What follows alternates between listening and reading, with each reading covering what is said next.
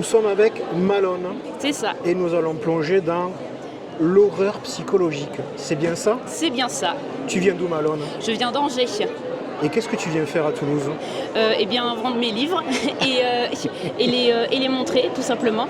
Faire un D'accord. petit peu mon travail ici. J'étais déjà venue l'année dernière à ce salon-là. Et, C'est ta deuxième édition? c'est ma deuxième édition, ouais. D'accord. Et c'était vraiment, vraiment super. Bon, malheureusement, cette fois, mon meilleur ami n'est pas là, contrairement à l'année dernière. Mais c'est vraiment un super salon, que ce soit en termes d'ambiance, d'organisation. C'est un salon que j'aime vraiment beaucoup depuis ma première participation. Donc je suis très, très heureux de revenir ici. D'accord. Et est-ce que tu peux me parler, je refais.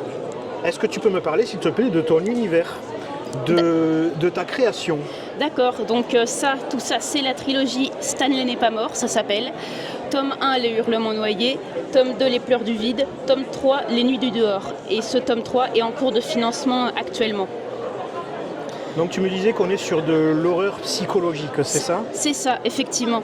Avec un gros focus sur la santé mentale. C'est quelque chose dont on parle beaucoup de toute façon dans l'horreur en général. L'horreur psychologique, mais pas que. Et du coup, le fond un peu de tout ça, de cette histoire-là, c'est comment on se sort de dépression par la création artistique, comment l'art va tous nous sauver en fait, ainsi que les relations humaines qui, même quand elles sont bancales, quand elles sont maladroites, quand elles sont parfois pleines de trous ou de zones d'ombre, il peut quand même y avoir quelque chose de beau dedans et quelque chose qui peut nous sauver finalement en fait. Bon, tout ça effectivement ça a lieu dans un univers hyper dark, hein. Voilà. Dans mes inspirations, il y a Silent Hill, par exemple. D'accord, voilà, oui. On voit bien l'image. Voilà, c'est ça. Donc très clairement, c'est pas une promenade de santé. Il y a des gens qui essaient de faire du mal à d'autres gens. Il y a une fin du monde un petit peu liminale dans l'esthétique qui a lieu aussi et qui a une cause précise dans l'histoire. Oh, mais dis donc, c'est très dark, très... Oui. Ça a été aussi un gros défouloir pour moi, en fait. Oui. Tu avais des choses à ajouter dans cette œuvre, c'est ça? Oui, clairement. En même temps, c'est une histoire qui me suit depuis mes 11 ans. 11-12 ans. Et donc ça fait très longtemps parce que voilà, j'en ai aujourd'hui 28. Enfin, je vais en avoir 28 cette année. Et donc ça m'a suivi très longtemps. C'est une saga qui a grandi avec moi et qui forcément a absorbé une partie des problématiques qui me traversaient et de ce qui pouvait me faire mal et au contraire me faire de plus en plus de bien d'ailleurs au fil de la vie finalement. D'accord, donc on est vraiment dans une grosse œuvre psychologique. Est-ce que ça finit bien? Alors, est-ce que je peux risquer de donner la réponse sans spoil? Non, t'es pas obligé, surtout pas. C'est moi qui m'inquiétais un peu parce que si j'attaque ça, il faut que ça finisse bien. Alors, ça finira pas mal. Ça suffit, tu peux t'arrêter là. Voilà, ça finira pas mal. Je te remercie beaucoup. Merci d'avoir répondu à ces quelques questions. Est-ce que tu veux rajouter quelque chose? Oui, ne suivez pas la lumière, mais suivez toujours les chiens, c'est important. Ok, eh bien, écoutez, comprendra qui pourra. Je te remercie beaucoup pour cette dernière phrase. Merci à toi. Merci et bon salon. Laetitia, bonjour. Bonjour. Alors toi, c'est les sorcières et les démons. Tout à fait. Dis-moi Laetitia, je crois que tu viens de pas très loin d'ici, un endroit que j'affectionne particulièrement. Tu viens de Dordogne, c'est ça? Oui, de la ville de Sarlat. De Sarlat. Qu'est-ce que tu viens faire à Toulouse? Il y a un super salon qui s'appelle je te le confirme. Tu viens me présenter ton œuvre. Tout à fait, je vais me présenter le premier tome qui s'appelle le chant du chèvrefeuille et du coudrier. Voilà. D'accord. En lien avec un mythe médiéval de Tristan et Iseult qui met à l'honneur du coup une romance. Et le chèvrefeuille et le coudrier, en fait, ce sont deux plantes qui, une fois qu'elles sont emberlificotées les unes avec les autres, quand on essaie de les arracher, les deux meurent. Et donc, c'est vraiment pour montrer l'amour passionnel entre les plantes et donc entre les personnages. D'accord, et donc tout ça, ça se passe à Sarlat? Oui, c'est ça? enfin le début en tout cas se passe à Sarlat de nos jours. Voilà, donc on peut reconnaître certains endroits de la ville à notre époque. Tu peux me parler de la lanterne des morts, s'il te plaît? Oui, tout à fait. Donc c'est un monument qui se situe dans le jardin des Enfeux, qui est un ancien cimetière du XIIe ou XIIIe siècle. Et donc la lanterne des morts, c'est une espèce de grand bâtiment avec un toit en ogive. Et à l'époque, on entreposait les morts et on allumait une petite lanterne, d'où la lanterne des morts, qui était censée guider les esprits des morts en attendant qu'ils soient enterrés. Voilà. Et donc le premier chapitre de ton bouquin, ça commence là. Tout à fait. Avec une chasse aux démons à la lanterne Exactement. des morts à Sarlat, en Dordogne. Et par contre, après, il y a des chapitres qui intercalent l'univers des démons ou des vampires. D'accord, donc, mais qui est le héros dans ton histoire? C'est une sorcière? C'est un démon? Alors, l'héroïne est une sorcière, affichée telle qu'elle, qui a 18 ans et qui essaie de cumuler son profil de sorcière et sa vie de jeune adulte, en fait. D'accord, ah oui, effectivement, elle est toute jeune. Ça doit pas être facile d'être sorcière à 18 ans. Pas forcément. Tu en es à combien de livres? Dis-moi, c'est ta première œuvre? Voilà, là c'est le premier livre. D'accord, je vais filmer un petit peu. La pochette est très jolie, très esthétique. C'est gentil. L'illustrateur, c'est Nicolas Jamonneau. Voilà. Qui est de Sarlat aussi? Non, pas du tout. Laetitia, merci beaucoup de m'avoir parlé de ton univers et de ton livre. Je te souhaite un Tu veux rajouter quelque chose peut-être? Lisez tout, ce qui vous tombe sur la main. Tu as raison. Voilà. Merci beaucoup Laetitia pour ton intervention. Je te souhaite une excellente continuation merci beaucoup. Et un bon salon. Merci beaucoup, bonne journée. Cécile, bonjour. Bonjour.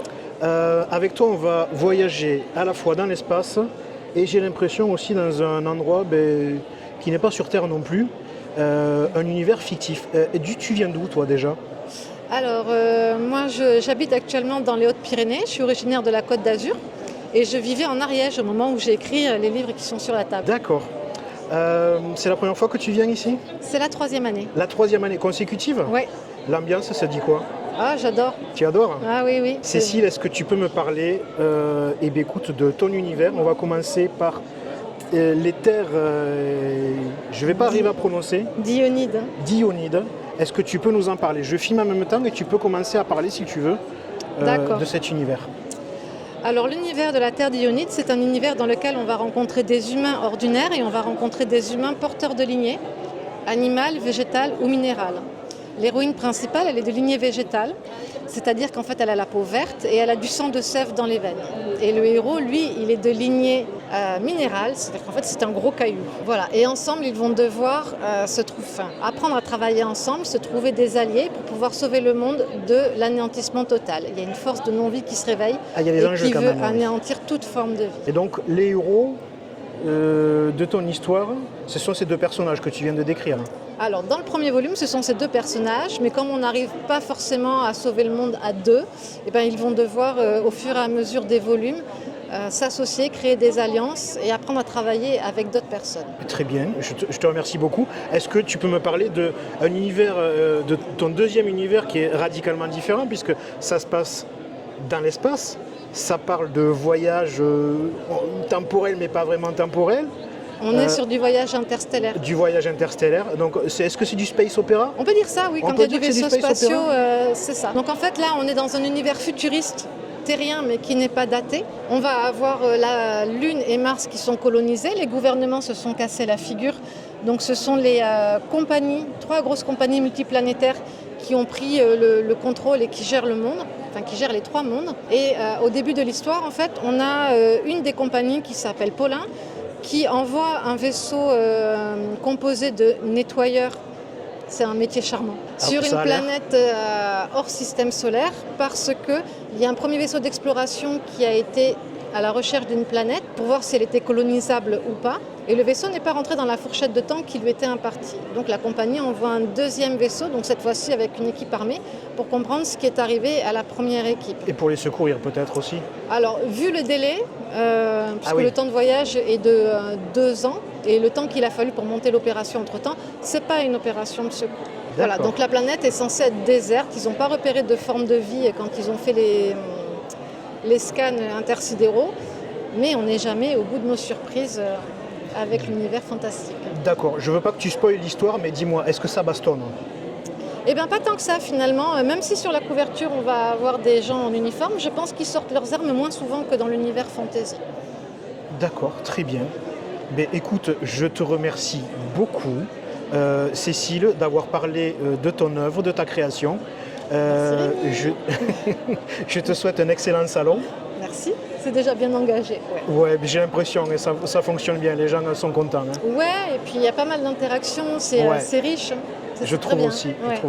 C'est une ambiance très sympa. Ouais, c'est sympa. Merci Cécile. Merci Rémi. Nous sommes maintenant avec Michael qui va nous parler de dragon. Michael, dis-moi, tu viens d'où? Alors je suis de Fonsorbe. Ah, c'est pas loin. Ouais, c'est à côté là. Depuis presque 2 ans maintenant, et sinon je suis originaire de région parisienne. D'accord, et c'est ton premier salon imaginaire? Non. Alors ici c'était mon premier salon l'année dernière. J'ai commencé à Portet-sur-Garonne il y a 1 an. C'était mon tout premier salon. Et puis maintenant j'en suis à quelques-uns, étoffer un peu la région. L'ambiance, ça dit quoi sur ce salon? C'est pas mal, il y a une bonne ambiance, il y a du monde, il y a des auteurs et des autrices sympas, les organisateurs sont top. Tu as pu échanger un petit peu avec les autres créateurs? Tu as eu le temps de faire ça? Depuis 1 an que je tourne sur les salons, déjà il y a beaucoup de copains et copines qu'on retrouve, donc on connaît un peu de monde. Et on a le temps de tourner, en général c'est toujours une bonne ambiance.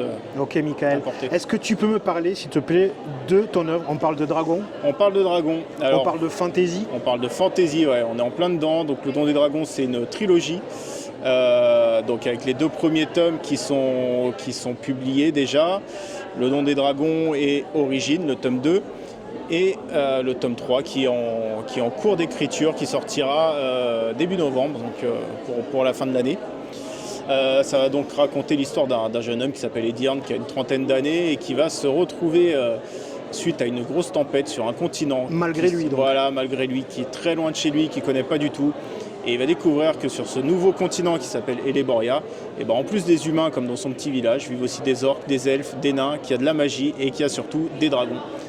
Et je suppose qu'il va être très surpris de tout ça. Il va être très surpris, il va vivre un tas d'aventures, il va rencontrer un tas de personnages et il va en apprendre beaucoup sur lui-même.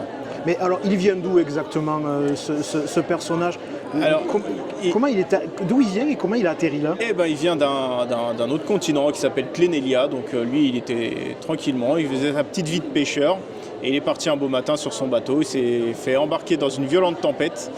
Et il s'est retrouvé échoué à des milliers de kilomètres de chez lui sur Eleboria. Et donc on va suivre ses aventures au pays des dragons, des fées, des trolls, de la magie, des elfes, des orques, des nains, tout un tas d'autres créatures de fantasy. Super Michael, est-ce que tu veux rajouter quelque chose? Non, écoute, merci à toi et puis bon salon à tout le monde, à porter, à imaginer livre. Rubenia, bonjour. On va parler de l'univers urban fantasy avec du loup-garou.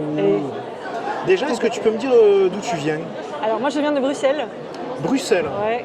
Bienvenue. C'est la première fois que tu viens? Oui. Écoute, bienvenue. Merci beaucoup. C'est toujours un plaisir. Ah oui, pour moi aussi. Est-ce que tu peux me parler, s'il te plaît, de ton univers, ta création? Bien sûr, avec grand plaisir. Alors nous avons donc effectivement mon univers Urban Fantasy qui se compose aujourd'hui de 2 récits différents. Oui. Ce sont 2 tomes compagnons, donc c'est-à-dire qu'on peut en lire un sans lire l'autre, donc dans l'ordre qu'on veut. Donc il y a des petites références de l'un dans l'autre, mais ça ne choque absolument pas, ça n'empêche pas de comprendre dans quel univers on se trouve. On a un premier tome qui se titre Légende indienne.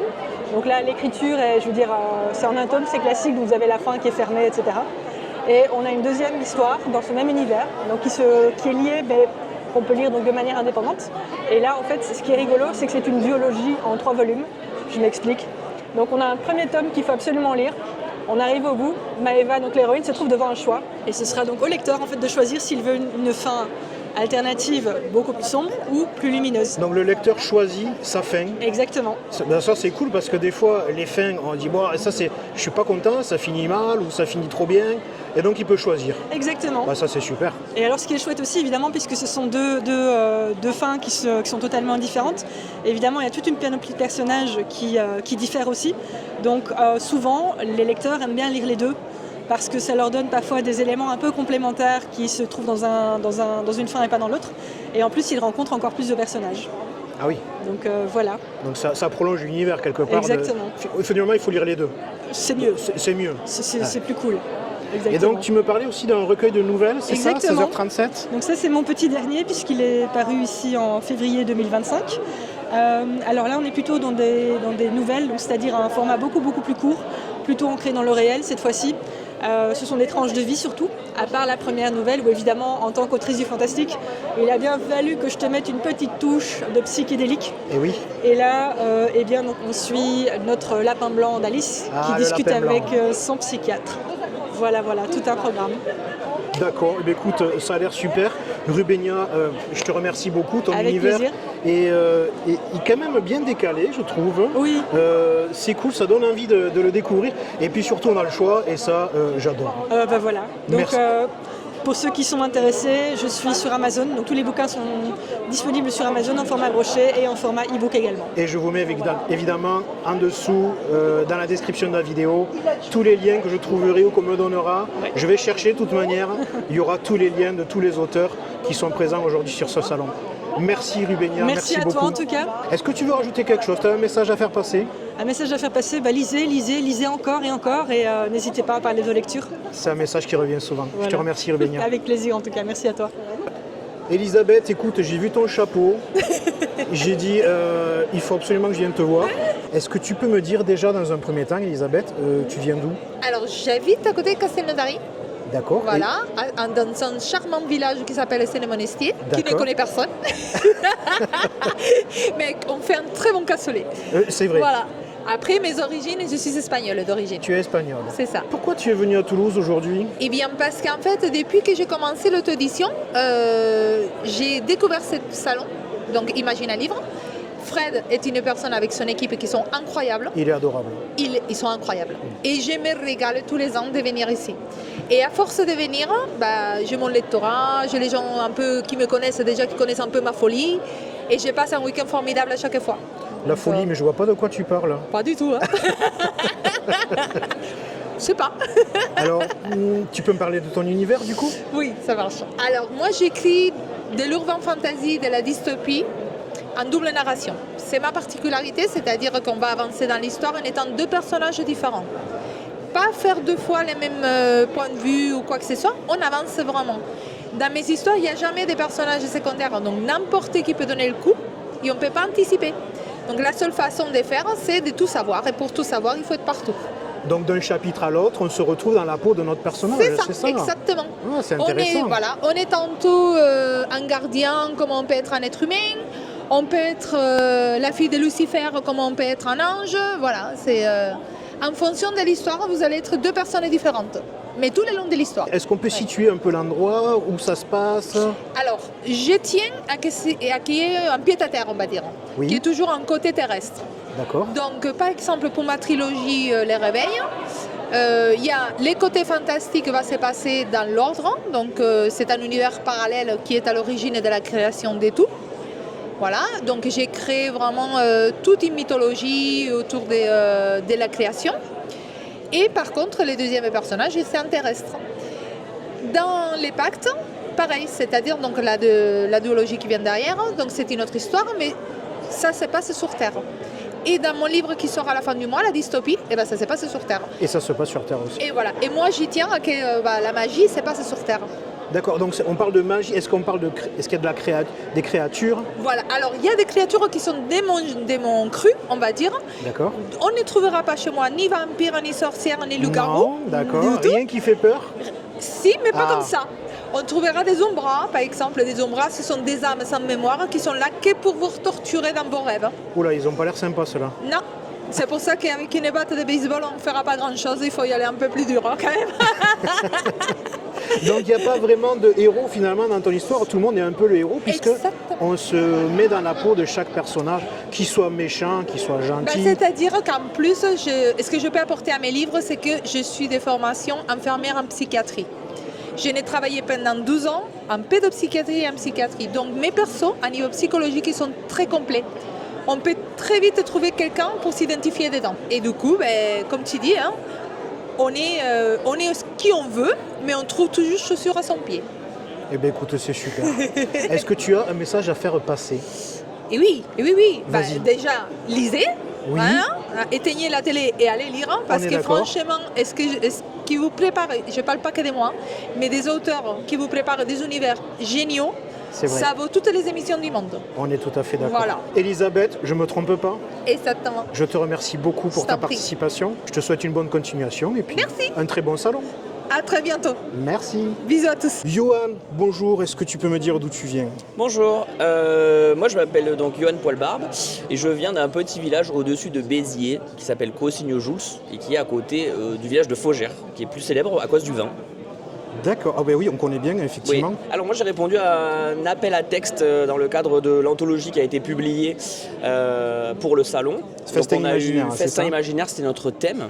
Et donc on a tous écrit autour de ce thème et on a essayé tous à notre façon, que ce soit science-fiction, fantasy ou fantastique, d'écrire une histoire sur ce thème. Et l'une de mes histoires se trouve dedans. D'accord. Donc, la particularité de ton histoire, c'est que tu mets les sales bêtes à l'honneur. Dis-nous-en un peu plus, s'il te plaît. Oui, alors moi je suis dans une grande période où j'adore écrire sur ce qu'on appelle donc, dans le jeu de rôle Donjons et Dragons des peaux vertes. Chez Tolkien, ce sont les méchants.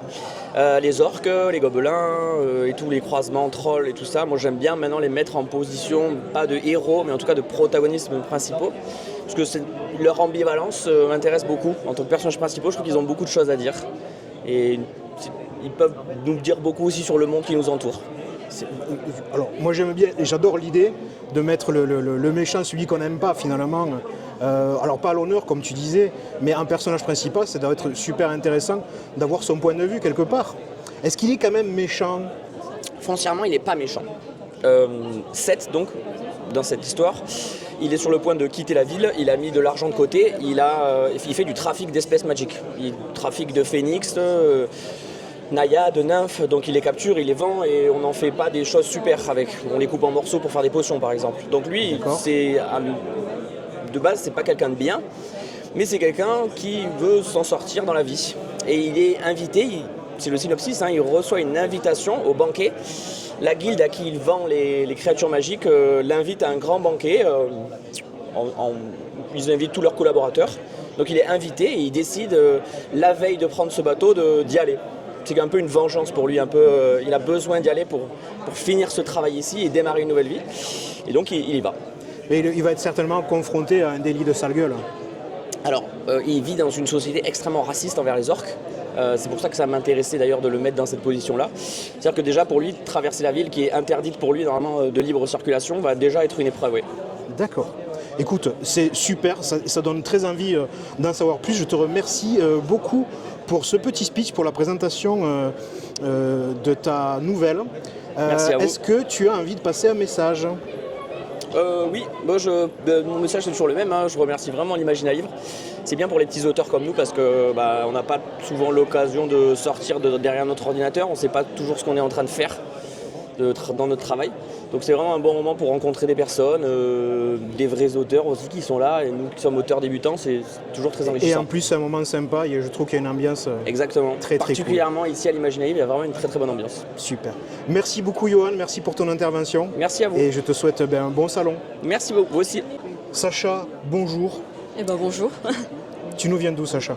Moi je viens de Montpellier. Je suis invitée du salon l'Imaginarium parce que j'ai répondu à un appel à texte pour leur leur recueil annuel en fait. Le festin imaginaire. C'est ça, Festin imaginaire. Alors est-ce que tu peux nous parler de ton texte qui s'appelle donc L'Éternel Banquet ou Éternel Banquet ? Oui bien sûr, en fait ça raconte donc l'histoire d'un barde qui raconte au coin du feu une histoire qu'il a vécue dans les terres désolées, donc où il s'est aventuré dans les ruines d'un château et où il a été forcé à participer à un banquet avec des squelettes et des mets un petit peu avariés, pourris. Est-ce qu'il a aimé le squelette ? Il a pas trop kiffé, je t'avouerai.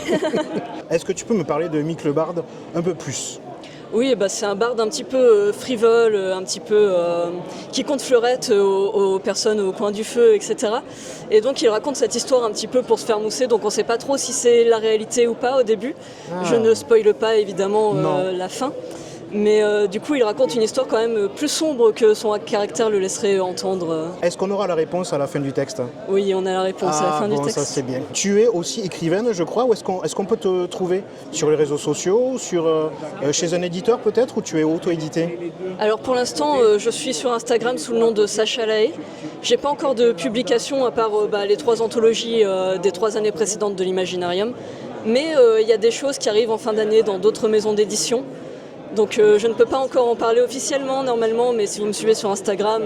Écoute, je mettrai le lien de ton Instagram en dessous de cette vidéo. Je te remercie Sacha et je te souhaite évidemment un excellent salon. Merci à toi et bon salon du coup. Merci. Charles, tu es toi aussi dans l'anthologie Festin Imaginaire. Oui, tout à fait. Est-ce que tu as répondu donc toi aussi à un appel à texte. Oui. Est-ce que tu peux me parler de l'univers que tu as proposé pour cette anthologie? Oui, alors en fait c'est l'histoire de 2 orphelins, donc Cyprien et Achille, qui sont enfermés dans un cachot de l'orphelinat au début de l'histoire. Et en fait dans ce cachot ils vont découvrir une espèce de passage secret qui va les mener à un tunnel, et ce tunnel va les mener dans une autre dimension où tout est très coloré, très joyeux, et ils sont abordés par une personne très gentille qui leur offre de la nourriture à profusion. Donc il y a des tables à banquet partout avec de la viande, des légumes, des desserts.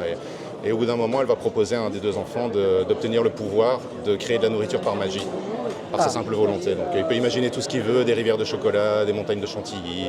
Et je suppose que tout ça, ça ne sera pas gratuit.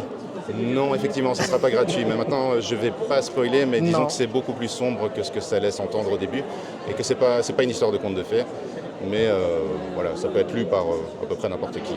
D'accord. Donc plus orienté enfant, adulte, il y a... Je dirais jeune adulte, il y a plusieurs niveaux de lecture, mais je pense qu'un enfant peut parfaitement le lire sans être gravement impressionné. Dis-moi Charles, est-ce que tu as d'autres livres à nous parler? J'ai un blog sur lequel je publie régulièrement des nouvelles. Ah super, tu veux donner l'adresse de ton blog? Oui, le blog c'est Histoire à lire, en un mot, avec un S à histoire, histoirealire.com. J'ai une petite carte ici que j'ai faite pour le festival. Ah ben super, je vais la prendre en photo juste après pour le mettre sur l'image. Et j'ai aussi une chaîne YouTube où je lis en fait certains de mes textes en essayant de mettre une petite ambiance musicale. Ah et, sympa. Donc je fais un peu de narration audio et je fais ça aussi avec des textes d'autres auteurs que j'ai appréciés. Par exemple des textes de Stephen King ou j'ai aussi fait Le Corbeau d'Edgar Allan Poe, enfin ce genre de choses. C'est vraiment des textes qui m'ont touché et que j'ai envie simplement de déclamer en audio. Sympa. Écoute, c'est super intéressant. Je vais mettre en dessous évidemment de la vidéo le lien vers ta chaîne YouTube et puis j'irai personnellement aller voir. C'est gentil, merci. Charles, je te remercie. Est-ce que tu as un message à faire passer? Toutes les personnes qui écrivent, ne lâchez rien. Ça demande beaucoup d'efforts, beaucoup de travail, beaucoup de préparation, mais je pense que l'effort en vaut la peine quand on arrive vraiment à créer quelque chose de cohérent et qui plaît et qui surtout transmet ce qu'on a voulu transmettre. C'est vraiment un accomplissement personnel. Merci beaucoup Charles. Je te souhaite évidemment un excellent salon. Une petite image, voilà, l'heure d'ailleurs, sur le recueil Le Festin Imaginaire, l'anthologie de l'Imagina, livre 2025, que je vous recommande. Je ne l'ai pas acheté mais je vais craquer, c'est sûr. Et Lune, bonjour. Bonjour. Dis-moi, tu viens d'où? Moi je viens de Toulouse, juste à côté de Toulouse. Donc là, tu es à domicile. À domicile, c'est ça. Qu'est-ce que tu viens nous présenter au salon? Donc moi je présente des romans de fantasy qui sont à la fois pour les adultes et pour les jeunes lecteurs, puisque c'est à partir de 9-12 ans. C'est une fantasy assez lumineuse, assez bienveillante, avec quand même de l'action, des combats, et voilà, pas mal d'action, des créatures, des dragons. D'accord. Est-ce que ça se passe dans notre réalité? Non, ça commence dans notre réalité puisque l'héroïne vient de notre monde, mais très vite on passe dans un autre monde où il y a justement la magie, les créatures, tout ça. Donc ça se déroule vraiment dans ce monde-là. Alors les gens ils aiment bien les créatures.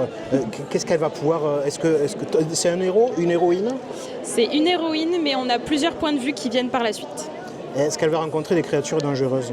Oh oui, il y a pas mal de félins, des dragons, voilà. Après, elle n'est pas sans défense non plus. Elle est à moitié créature aussi, donc au final, elle s'en sort plutôt bien à ce niveau-là. D'accord. D'où vient cet univers? Qu'est-ce qui t'a inspiré pour le créer? Oh là là, j'ai commencé très jeune. J'avais 10 ans quand j'ai commencé à écrire cette série et honnêtement, ça venait d'un rêve, mais c'est parti tellement loin après ça que ça n'a plus rien à voir avec le rêve de base et puis ça a été inspiré par... C'est parti d'un rêve alors. Tu t'es réveillé un matin, je vais construire la magie d'ombre et d'éther. C'était presque ça dans l'idée, mais j'avais déjà écrit plein de petites histoires, sauf que celle-là, je l'ai continuée. Celle-là, elle a continué.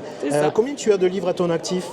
Là, pour l'instant, dans cette série, il y a 2 tomes plus un hors-série. Le tome 3 qui sort dans quelques mois, qui sera en 2 parties. Donc partie 1 qui sort dans quelques mois. Et plein d'autres projets après. D'accord. Tu m'as dit tout à l'heure que tes couvertures étaient en réalité augmentée, oui, c'est ça? C'est ça. En fait, on peut scanner les couvertures avec le téléphone. Il n'y a pas d'application, c'est avec un lien web. Et on fait apparaître en fait la couverture en 3D avec des effets de brillance, de relief, c'est trop beau.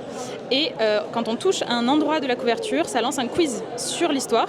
Quand on a toutes les bonnes questions, on a un extrait bonus. Voilà, c'est bien amusé là-dessus. Donc tu vérifies en fait que les gens ont bien lu ton livre. C'est ça. On a mis des questions vicieuses en plus, on a fait exprès pour qu'on ne puisse pas se spoiler. Donc, Est-ce que tu as un message à faire passer? Tu me prends de court, mais là comme ça, je le fais exprès, je ne prépare pas la question. Je me doute. Je préviens pas.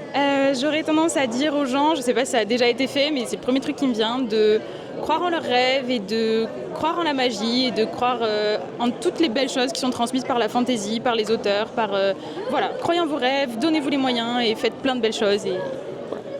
Eh bien non, ça n'a pas été dit. Ah, incroyable. Bon. Merci Eline. Merci beaucoup à toi. Bérengère, bonjour. Bonjour. Dis-moi, tu nous viens d'où? Alors, je viens de Toulouse. Et donc tu es venue à ce salon pour vous présenter ton bouquin. Oui. Est-ce que tu peux nous en parler? Première question que je me suis posée, les clans, qu'est-ce que c'est les clans? Donc les clans, c'est le titre de la saga. Le premier tome s'appelle Magicae. Et donc les clans, pourquoi? Parce qu'on a 10 clans dans cet univers et 10 clans qui ont chacun des pouvoirs différents. D'accord. Donc... Est-ce que je liste les différents pouvoirs? Ça fait beaucoup. Je veux le film. Oui, 10 pouvoirs, ça va faire beaucoup. Ça va faire long. Tu me disais tout à l'heure en off que ça se passe finalement dans notre réalité. Alors, ça serait notre monde à nous, mais qui n'aurait pas pris cet axe temporel, parce qu'il n'y a pas le côté moderne avec l'électricité ou ce genre de choses du côté magique. Donc plutôt une dystopie fantastique. Non, pas fantastique, parce que la magie est acceptée dans le monde où ceux qui n'en sont pas dotés coexistent en fait avec les magiques, mais ce n'est pas choquant d'avoir de la magie. D'accord. Est-ce que tu peux me donner un ou deux personnages, s'il te plaît, Alors, qu'on peut rencontrer? Un ou deux personnages, notamment l'héroïne qui s'appelle Rowena, c'est une herboriste, donc c'est l'équivalent des guérisseurs, mais magiques. D'accord. Voilà. Son meilleur ami qui s'appelle donc Aidan, c'est un élémentaire de feu, donc maîtrise de la magie du feu. Et son autre meilleur ami Logan, ça va être la magie de l'eau. D'accord, tous des magiciens. Oui, ceux-là, les personnages principaux, ça va être les magiciens. Donc tu me dis que c'est un 3 volumes, alors il y a 3 tomes. Volumes, tout à fait. Les 3 histoires sont liées? Oui. Oui, on a un fil rouge tout au long de la saga qui sera représenté par les artefacts, donc qui sont des objets magiques qui ont été forgés par les Nihil, donc qui sont les sans pouvoir, et les membres qui sont donc les personnes dotées de pouvoir et qui ont été perdus il y a longtemps. C'est le fil rouge de la saga. Ça a l'air d'être très très complet, très diversifié. Oui. Qu'est-ce qui va leur arriver à ces personnages? Qu'est-ce qui va leur arriver? Donc, notre héroïne... Je suppose qu'en 3 mots, ça doit être compliqué, mais si tu peux m'expliquer un petit peu. Ne s'entend pas avec sa grand-mère. Elle est dans une famille assez, qui est très puissante plutôt, dans le monde magique, et elle va découvrir un secret sur sa grand-mère. Elle va décider d'enquêter avec ses 2 meilleurs amis, donc c'est ce qui va nous guider dans une immersion douce de cet univers. En fait, on va être dans plusieurs villes, on va découvrir des créatures magiques, donc des existantes, mais des aussi que j'ai réinterprétées. On va découvrir des nouveaux langages. Qu'est-ce qu'on va découvrir d'autre? Des illustrations, puisqu'il y en a à chaque chapitre. C'est toi qui fais les illustrations? Alors, c'était mes dessins d'origine et je les ai fait réaliser par une graphiste. Parce que je n'ai pas malheureusement cette maîtrise pour les réaliser moi-même. 3 tomes, écoute, j'ai l'impression qu'on ne va pas s'ennuyer dans ton ouvrage. J'ai beaucoup de choses à dire. Et ce que je peux rajouter, c'est que c'est une belle histoire d'amitié notamment. Et il y a aussi des valeurs comme le harcèlement, enfin des valeurs, plutôt des thématiques comme le harcèlement ou la méritocratie qui sont des choses dont j'avais envie de parler dans mes ouvrages et où tout le monde peut se retrouver parce que c'est quelque chose auquel on a du sujet actuel, effectivement. Être confronté. Et pour moi, c'est important d'en parler à travers la magie en fait, en filigrane. Qu'est-ce qui t'a inspiré cet univers? Des rêves. Alors, oui. Et c'est rigolo parce que tu es la deuxième qui me dit ça. Je ne suis pas étonnée. Apparemment, on est beaucoup à être inspiré en rêvant. Donc moi, c'est venu principalement comme ça. Et après, il y a mes propres expériences de vie qui font que j'ai mis mon vécu aussi dans ces histoires. Il y a un peu de toi dans cette histoire alors. Je pense que c'est difficile de ne pas mettre de soi dans ce qu'on écrit. Je crois en effet. Voilà. Ça revient souvent. Oui. Bérengère, je te remercie pour cette Merci présentation. beaucoup pour cet échange. en tout Est-ce que cas. tu as un message à faire passer? C'est la petite Venez question découvrir surprise. les clans, parce que vraiment, autrice, c'est le métier que j'ai toujours eu envie de faire, et faire rêver les gens, c'est ce que je veux faire depuis mes 9 ans. Donc, Ah ben écoute, venez. je crois que c'est réussi. Bérengère, je te remercie, je te souhaite Merci un excellent beaucoup. salon. Et c'était très gentil en tout cas de Mais vous avec intéresser plaisir. à l'univers. Merci. Merci. Laura, bonjour. Bonjour Rémi. Dis-moi, tu nous viens d'où? J'ai vécu 6 ans à Toulouse et là maintenant j'habite à Lui, donc je suis pas très loin. Mais tu reviens à Toulouse pour le Non, salon. parce que pour le salon et j'ai beaucoup de mes lecteurs qui sont ici, donc je reste toulousaine dans l'âme.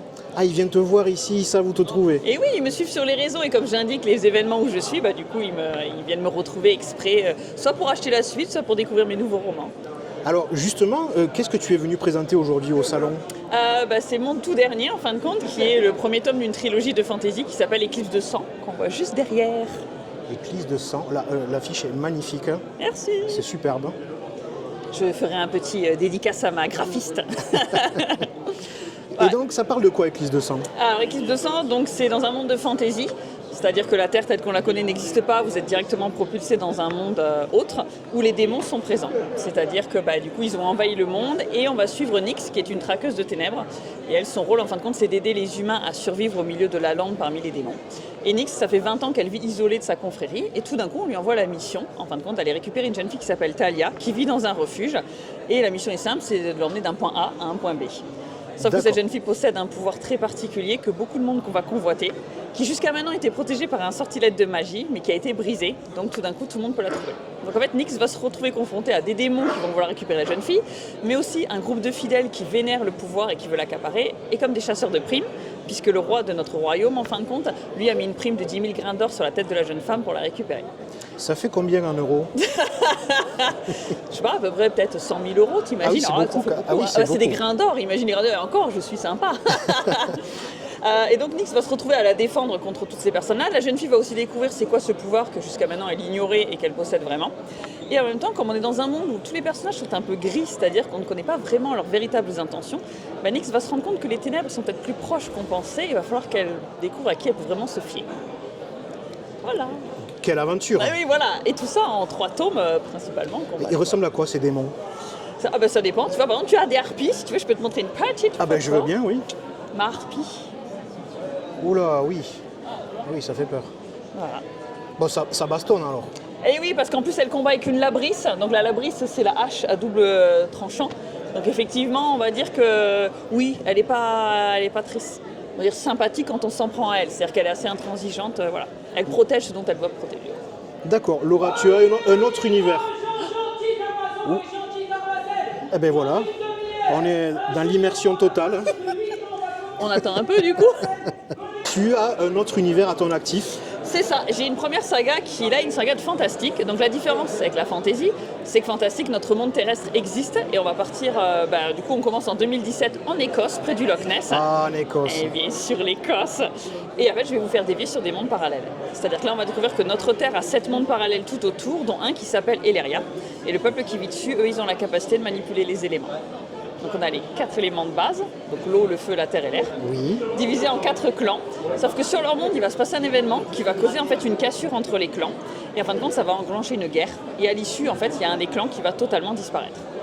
Du moins, c'est ce que tout le monde pense. Sauf que des années plus tard, ils vont se rendre compte que ce clan qui a soi-disant disparu a laissé une descendance se faire, mais sur Terre. Et c'est là que l'histoire commence. On suit Léa, c'est une jeune femme qui vit en Écosse près du Loch Ness. Elle a ses amis, sa famille, son travail. Et en fait, elle va découvrir qu'elle est la dernière descendante de ce clan qui a soi-disant disparu. Est-ce que, je dis peut-être une bêtise, mais est-ce qu'on va voir le monstre du Loch Ness ou pas? En fait, je vais expliquer ce que c'est que la légende du Loch Ness. Ah, ça c'est encore mais mieux. Pas tout dans le tome 1, on va découvrir pourquoi il y a des choses étranges qui se passent au Loch Ness. Et dans le dernier, en fait, j'explique, je fais un petit clin d'œil à la légende de Nessie, quoi. Ah, voilà. C'est super. Donc il faut arriver au 4e pour découvrir pourquoi. Écoute, on va essayer d'y aller. Laura, c'est super, je te remercie beaucoup. Est-ce que tu as un message à faire passer? Si on a envie d'évasion et qu'on cherche un livre, vous savez où me trouver. Eh bien écoutez, à la bonne heure. Merci Laura, c'est très gentil d'avoir répondu à ces quelques questions et je te souhaite évidemment un excellent salon. Merci à toi, bonne journée. Sarah, bonjour. Salut. dis-moi, tu nous viens d'où? De Toulouse. De Toulouse, Voilà. Tu joues à domicile toi aussi? C'est ça, exactement, oui. Super. Est-ce que tu peux me dire ce que tu viens faire sur le salon de l'Imagina Livre? Je la garde celle-là. Alors c'est la 4e année, je crois que je suis ici pour vendre mes romans. Donc j'ai une petite quinzaine de romans différents. Et comme chaque année, voilà, c'est un plaisir de venir ici pour faire découvrir mes histoires. Alors, tu m'as dit tout à l'heure en off, tu touches à toutes les matières. Oui. Science-fiction, fantasy. C'est ça. De l'horreur peut-être? C'est inclus. C'est inclus C'est dedans. pas le sujet principal, mais c'est inclus, oui. Mais Beaucoup alors, de comment suspense. tu fais pour lier tout ça sans te tromper? Oula, on est plusieurs dans ma tête. Je pense que à ce stade-là, je pense, oui. Non, après, c'est vraiment toutes mes histoires, ce sont des rêves que j'ai faits et que du coup, après, je développe et j'écris. Soit je peux écrire une histoire à la fois, ou je peux en écrire deux, trois à la fois. C'est-à-dire, tu te lèves le matin, il y a une idée qui t'est apparue en rêve, et ça. tu t'es dit, en avant, je l'écris. Exactement, voilà. Alors, est-ce que tu as un univers que tu préfères en particulier? La dystopie. La dystopie. Est-ce Ouais. que tu peux nous parler de cet univers? Très bien. D'un bouquin peut-être en particulier? L'Arme Ultime, c'est celui qui est là, c'est ma première saga que j'ai écrite il y a 18 ans. J'avais donc 17 ans quand je l'ai écrite. Et ça se passe en plus à Castres, donc dans le Tarn. C'est vraiment local.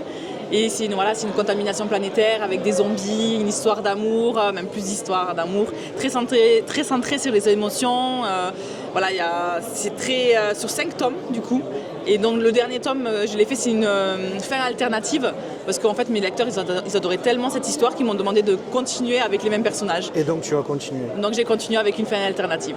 Donc il y a de l'action, il y a de l'énergie et peut-être aussi de la romance. Et c'est ça, le point positif, le point commun de tous mes romans, ce sont une petite pointe de romance, plus ou moins accentuée suivant le roman, comme celui qui est juste à côté de moi, ça c'est un érotique pur et dur. Oui, c'est rouge. Voilà, c'est ça. Donc oui, en fait, voilà, si moi il n'y a pas de romance dans mon roman, je m'ennuie. Même quand je le lis, si je lis un autre livre, qu'il n'y a pas de romance, je m'ennuie. Tu nous mets donc de la romance dans la science-fiction, dans la fantasy. C'est ça, avec des flingues, du sang, de l'action, mais il faut bien sûr une pointe de romance. C'est le fil rouge de toutes tes œuvres. Voilà, exactement. Qui sont nombreuses. Tu as écrit combien de livres? Je ne sais plus exactement, je crois qu'il y a 13 ou 14 histoires différentes. J'en ai une en cours d'écriture. Et il y a une saga, il y a 9 tomes, une autre saga, il y en a 5. Et les autres, je crois, il n'y a que des one-shots. Écoute, super, tu es pleine d'énergie, Sarah, je te remercie beaucoup. Je suis sûr que ça va donner envie aux spectateurs de te découvrir, de découvrir ton œuvre. Merci pour tout. Merci à toi. Je te souhaite un excellent salon. Merci. Et puis, à bientôt. À bientôt. Ah, j'ai oublié. Oui. Est-ce que tu as un message à faire passer? Lisez beaucoup. C'est un message qui revient souvent. Voilà, c'est ça. C'est important. Merci, Sarah. De rien. Bye. Quentin, bonjour. Bonjour. Tu nous viens d'où, Quentin? De Toulouse. De Toulouse, à domicile toi aussi. C'est ça. Donc avec toi, on va plonger dans les terres de Finitol. C'est ça. Est-ce que tu peux m'en dire plus, s'il te plaît? Bien sûr. Du coup, c'est un roman d'heroic fantasy. Donc c'est l'histoire de Sorel, qui est un jeune orphelin qui a grandi donc dans le royaume de Justine le Grand, donc en terre de Finitol. Et à la mort de ses parents, il va vouloir s'engager dans l'armée et essayer de participer et d'aider à l'effort de guerre comme il peut. Parce que son pays est menacé d'invasion par le roi des États de l'Est. D'accord. Et tout au long du roman, au final, on va suivre ses aventures. Il va traverser l'entièreté du continent, participer à de grandes batailles, affronter des créatures légendaires, rencontrer des peuples anciens. Il se passe beaucoup de choses, beaucoup de rebondissements. D'accord. Et quelles créatures il va rencontrer? C'est des créatures que j'ai inventées, donc avec des noms... alors ça m'intéresse. Voilà. Dis-moi, explique-moi une de tes créatures. Alors par exemple, une, c'est un truc assez énorme, on va dire, à 6 pattes, avec une sorte de rhinocéros géant, on va dire. On peut lui donner le nom à cette créature? C'est un Drergoth. Hein? Drergoth, d'accord. Voilà. Et lors de sa première grande bataille, il va se retrouver face à ça, essayer de trouver une solution pour mettre à mal ces grosses bestioles. D'accord. Donc c'est ton premier tome, tu m'as dit tout à l'heure que ça va être une trilogie, c'est ça? Tout à fait. Et donc ton premier tome vient de sortir. On parlait de maison d'édition tout à l'heure, tu n'es pas auto-édité, si? Non, c'est une maison d'édition effectivement à compte d'éditeur, du coup. D'accord. Spécialisée dans l'imaginaire de manière générale, qui fait roman et manga. Allez, le nom de la maison d'édition? C'est Nanashi Édition. D'accord. Voilà. Merci beaucoup Quentin, ton univers a l'air d'être déjà bien développé. Merci. Alors moi j'adore le fait qu'on crée des créatures parce que c'est vrai qu'on a l'habitude, on a des orques, des dragons, tout ça.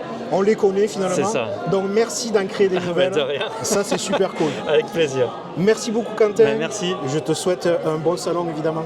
Merci toi aussi. On est maintenant avec Thomas. Thomas, bonjour. Bonjour. Tu nous viens d'où Thomas? Alors moi je viens de Toulouse. Voilà. À domicile toi aussi? À domicile, Il y a beaucoup de Toulousains ici. J'ai remarqué, oui. On est très nombreux. Dis-moi, est-ce que tu veux me parler de tes créations, de tes deux créations du coup? Ouais. Tu es l'auteur de 2 livres. C'est ça, Est-ce exactement. que tu veux bien m'en parler? Ouais, bien sûr. Alors moi j'ai commencé avec un premier livre qui est du fantastique science-fiction. Donc l'histoire est assez cool, assez dur à lire quand même pour un public plus 14-15 ans du coup. D'accord. Et jusqu'à plus soif après. D'accord. Donc voilà, donc pour résumer un petit peu, c'est l'histoire d'un homme qui se fait appeler le juge, qui crée un univers où il y a 2 planètes, une planète où il n'y a que des gens très gentils, très intelligents, et une autre planète où il n'y a que des gens méchants et pas très gentils. Et en fait à la naissance des enfants, il décide qui sera bon ou mauvais. Donc en fait là c'est toute une instauration. Et ils sont dispatchés sur chaque planète, c'est ça? Exactement, ouais. En fait il peuple un petit peu ces planètes comme il le veut. Et au bout d'un moment, du coup il y a 2 jumeaux qui vont naître, Charlie et Alessio, du coup qui sont les 2 héros du livre. Et il y en a un qui va partir d'un côté, l'autre qui va partir de l'autre. Et du coup chacun de leur côté on va les voir un peu évoluer, voilà, et essayer de survivre tout simplement. Et peut-être de se retrouver aussi. C'est ça aussi, il y a aussi justement cette petite notion dans le livre.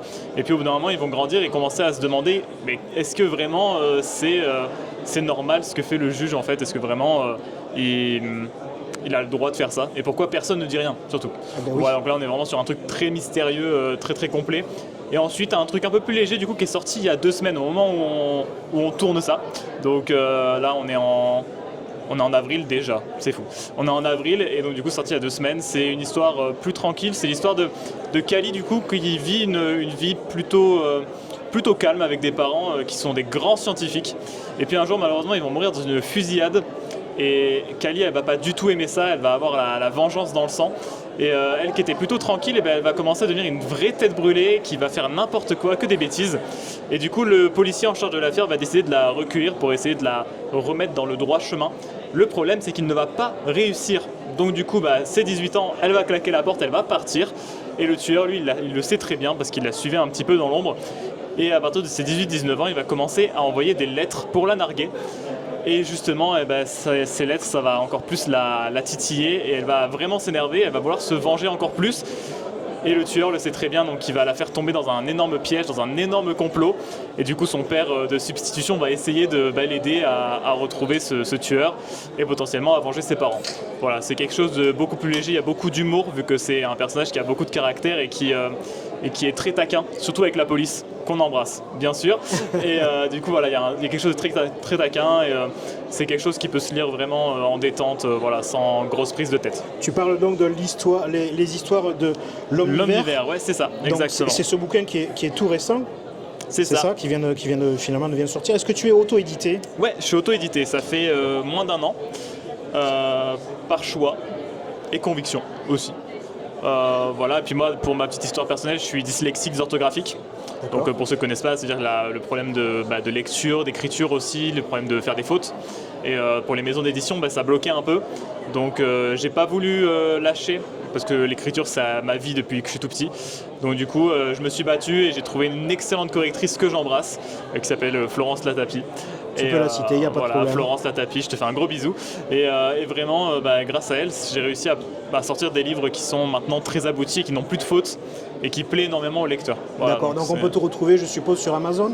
Alors non, pas sur Amazon, sur mon site internet directement. Sur ton site internet directement? Voilà, qui est www.thomasgalandosevrin.fr. Et on peut trouver donc tes ouvrages en format papier, mais est-ce qu'on peut les trouver aussi en format virtuel? Virtuel, ouais. Alors pour l'histoire de l'Homme-Hiver, pour Charlie et Alessio, oui.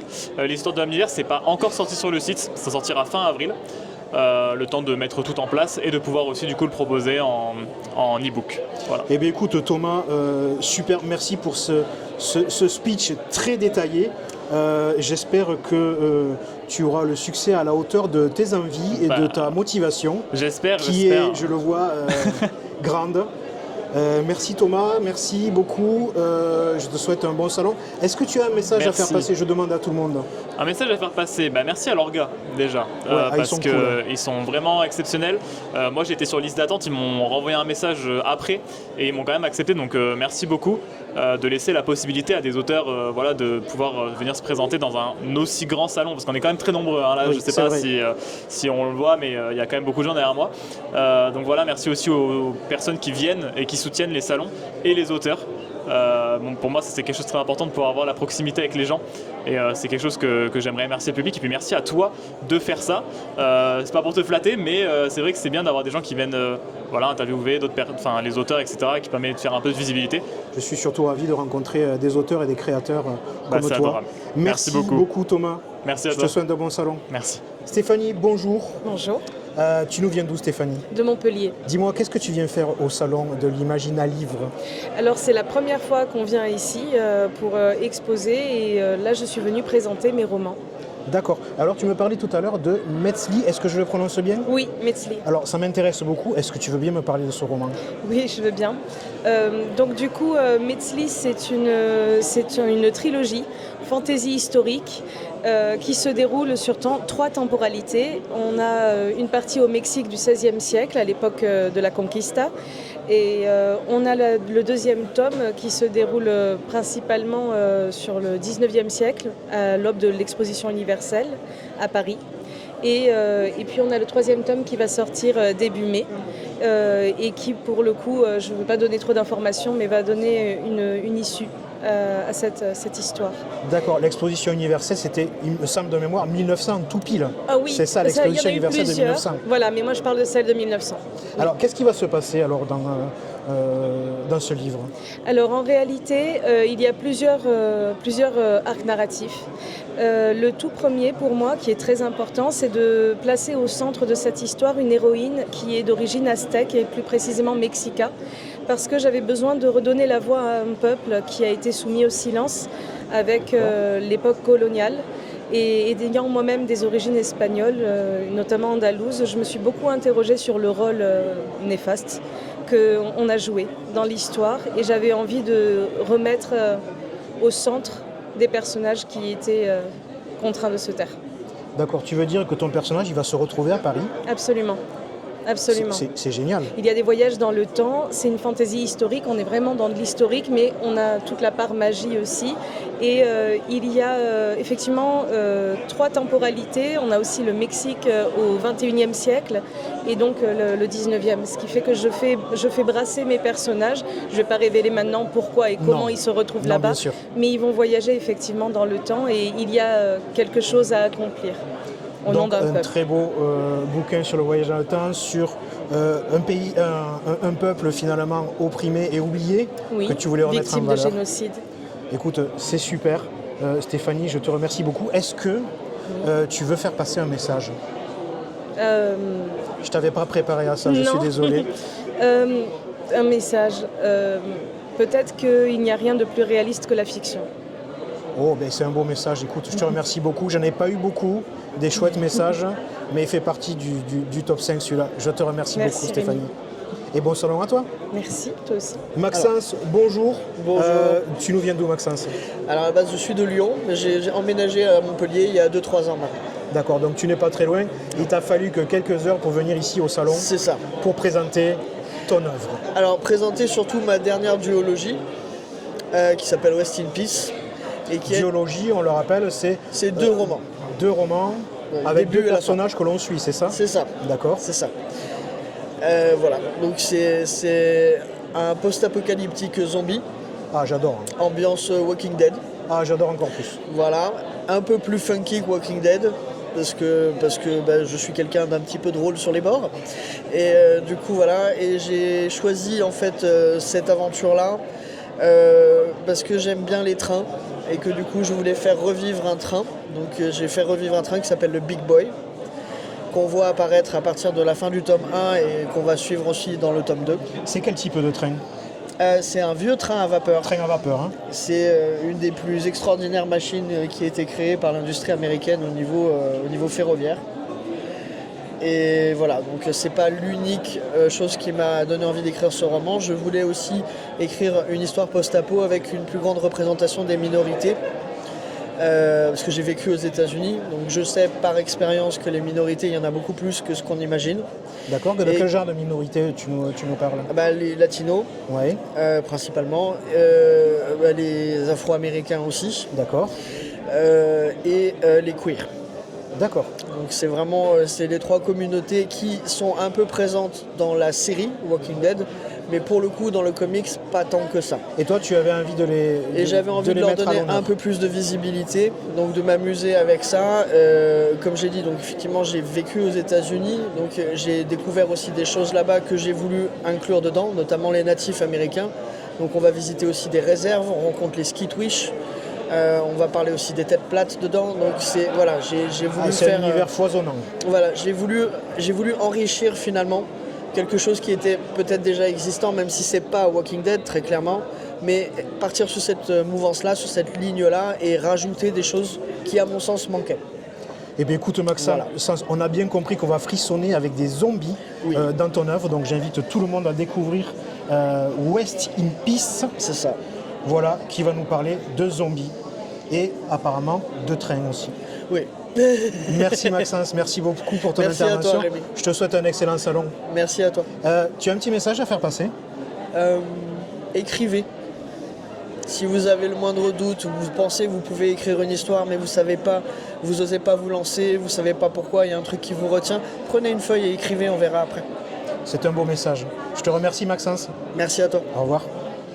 Théo, bonjour. Bonjour. Tu nous viens d'où Théo? Alors moi je viens de Toulouse, enfin je vis à Toulouse actuellement, mais je viens d'Ariège plus exactement pour être... Ah tu viens d'Ariège là actuellement? Ouais, je viens d'Ariège. Ok. Qu'est-ce que tu es venu faire sur ce salon? Je crois qu'on va parler d'un roman noir, c'est ça? Alors, je parle de Un signe noir, qui est mon roman. Je viens le présenter pour la 3e année consécutive, en fait. C'est un roman qui se passe dans un univers futuriste, un univers où le paranormal est normal, justement, mais très dangereux. Parce qu'en gros, quand il se manifeste, il met en danger des portions entières de la ville où se passe l'aventure, où se passe l'histoire. Et donc, du coup, en gros, on essaie de le contrôler au maximum. Sauf que quand ça finit par se manifester, c'est là qu'il y a des enquêteurs qui entrent en jeu, comme mon protagoniste qui s'appelle Daniel Luciano. Et en fait, sa spécialité, c'est trouver l'explication à ces phénomènes et les résoudre. C'est un enquêteur. C'est un enquêteur. C'est un flic, entre guillemets, même s'il n'y a pas vraiment de flic dans mon univers. C'est plus du mercenariat, très organisé et tout, pour justement éviter trop d'instances de contrôle. Parce que dans cet univers-là, en gros, on a peur qu'en gros les gens soient frustrés, en fait, en quelque sorte. Parce que le surnaturel, il vient quand les gens sont frustrés, ou qu'ils comprennent mal la réalité, et qu'ils ont besoin que la réalité s'accorde à ce qu'ils pensent qu'elle devrait être. Donc, en fait, c'est un peu tout l'enjeu du roman. C'est Daniel, il est confronté à ses limites. Il n'arrive pas à résoudre cette affaire. Elle est super importante pour lui parce qu'en fait, il est en mode oh, mais non, enfin, c'est l'affaire de ma vie, il y a ma femme qui est morte là-dedans, j'ai besoin de trouver les réponses à tout ça et j'y arrive pas. Du coup, en gros, il est face à ses certitudes et en même temps, il doit se retenir de modifier la réalité lui-même, en fait, de croire autre chose que ce qui est vrai. Et donc, du coup, comment est-ce qu'on réussit à se repérer quand on n'a aucune certitude, quand on n'a pas le droit d'avoir des certitudes? C'est un peu ça le thème du roman, c'est comment est-ce qu'on réussit à avancer à l'aveugle, en quelque sorte. C'est un roman noir typé années 60-70 que j'essaie de remettre au goût du jour avec un mélange des styles futuriste, surnaturel, beaucoup d'accent à la psychologie surtout. On est moins sur des preuves et beaucoup plus sur du profilage en fait. Un peu à l'esprit criminel en fait pour ceux qui ont grandi. Moi j'ai grandi avec ça donc c'est à ça que je pense directement. Et il y a toute cette idée-là également de réflexion sur l'inclusivité qui est la ligne éditoriale de la maison dans laquelle je suis publié. C'est-à-dire en gros on veut représenter des personnages handicapés, LGBT, voire racisés. Et dans mon livre en fait il faut savoir que Daniel est le seul qui est un homme cis, blanc, hétéro. Sinon il n'est confronté qu'à des personnages qui ne le sont pas. Et ça joue un rôle aussi dans la manière dont il va interagir avec les autres aussi. Parce qu'en gros il est en décalage.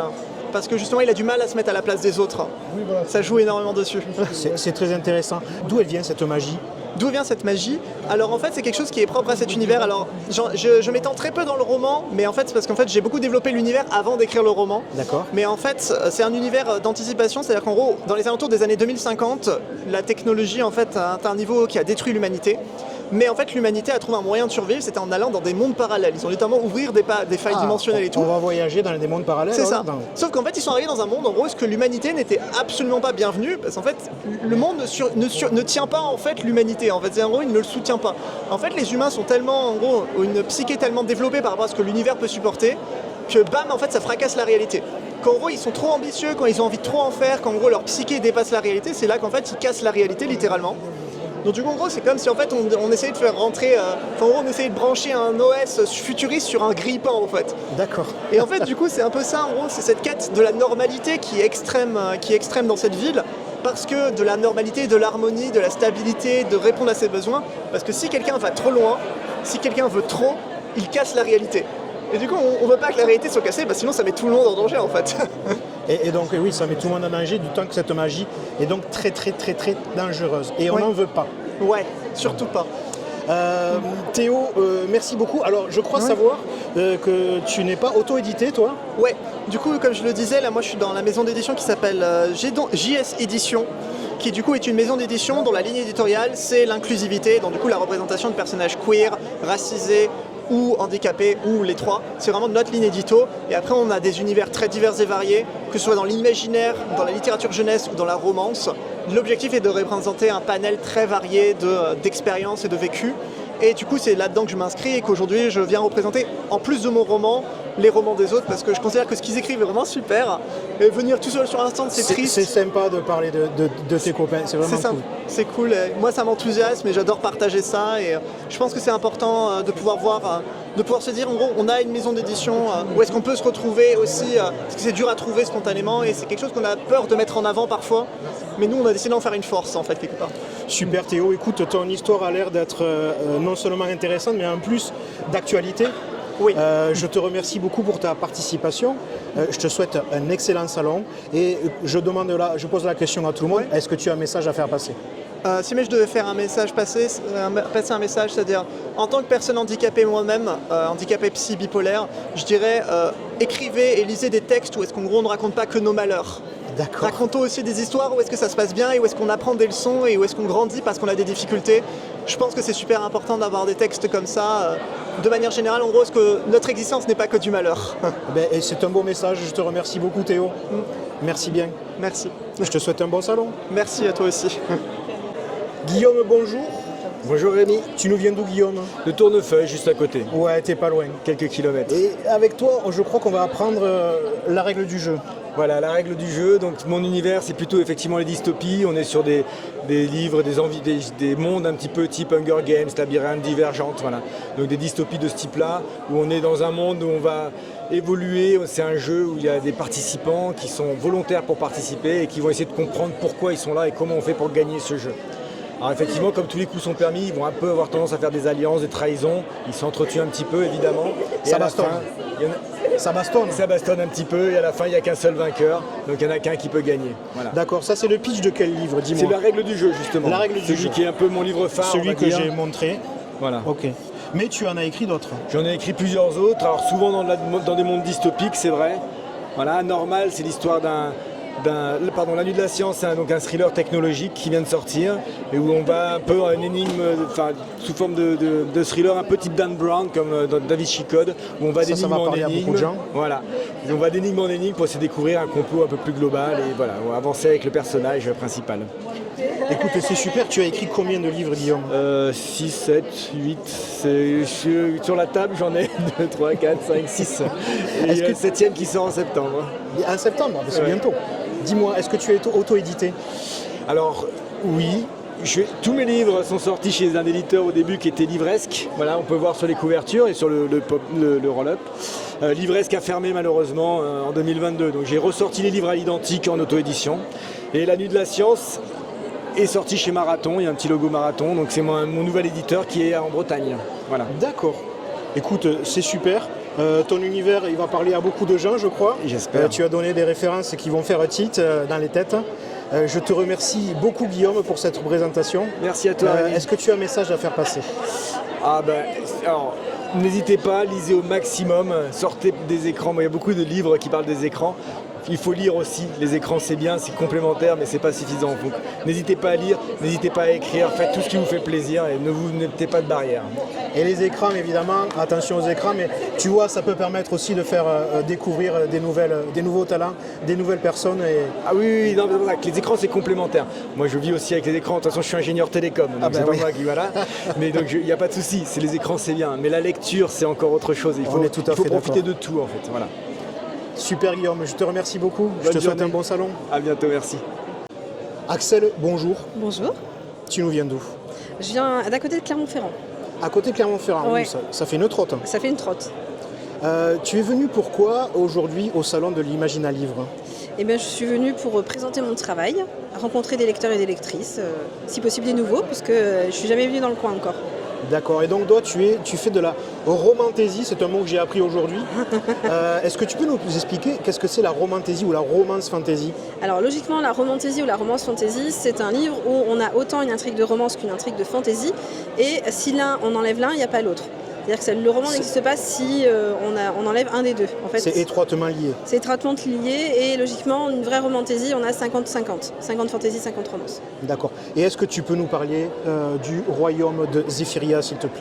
Alors le royaume de Zéphyria, c'est le royaume que j'ai inventé pour ma trilogie, où on a un royaume où tout le monde a du mana, de la magie, et tout fonctionne, toute la technologie fonctionne au mana.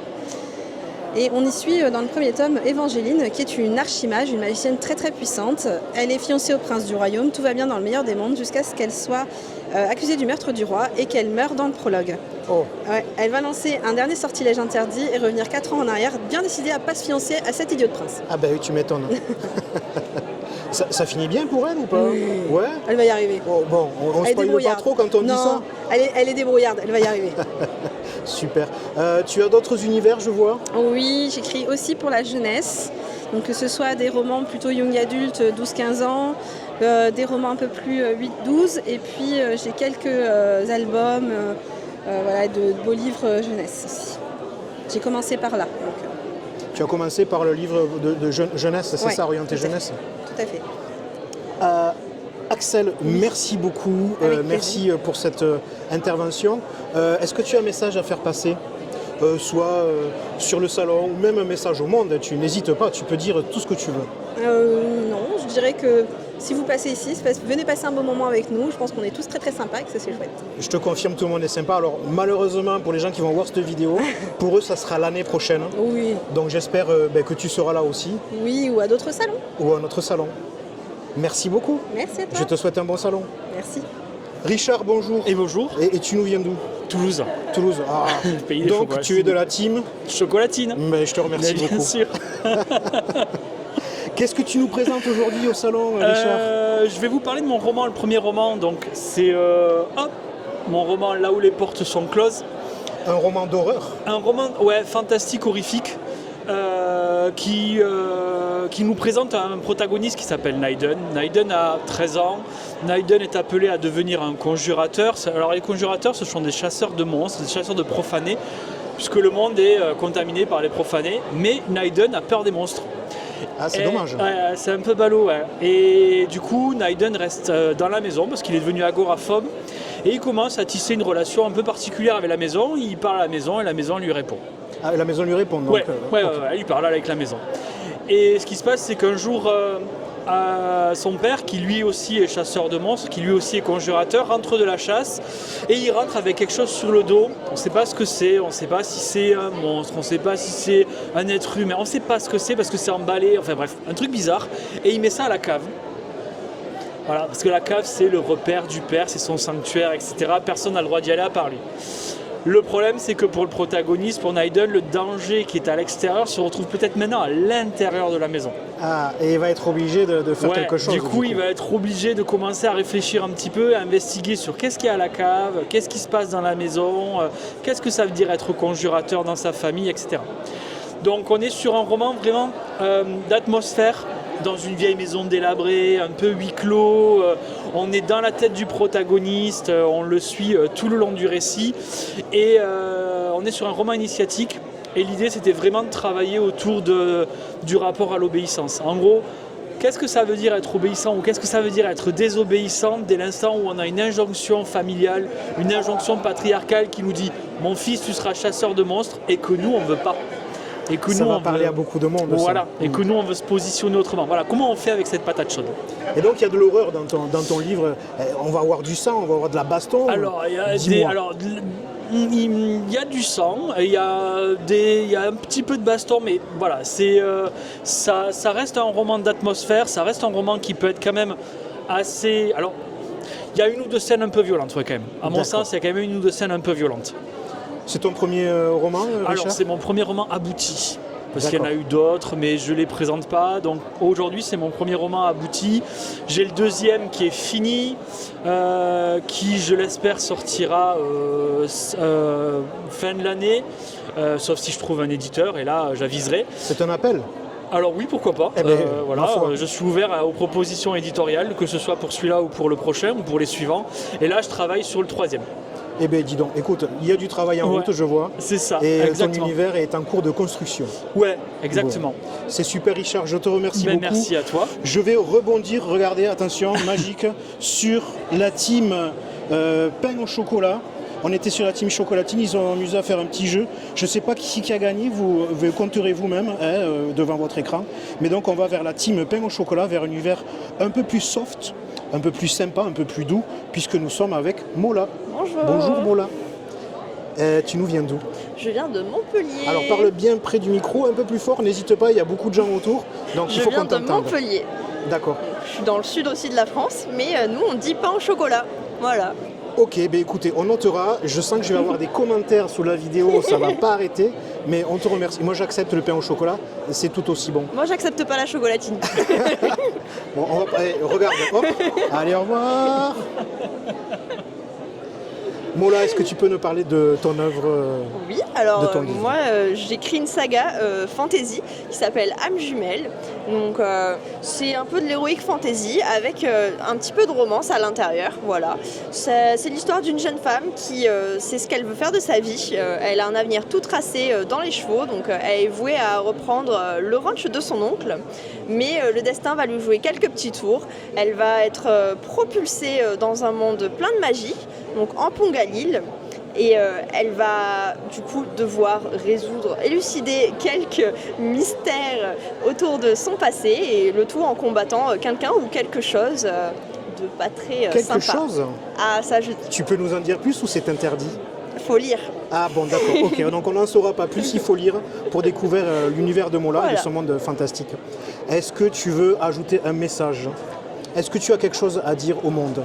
Actuellement, j'ai le tome 4 de la saga, le dernier volume qui est en précommande jusqu'au 14 avril et qui sortira en juin.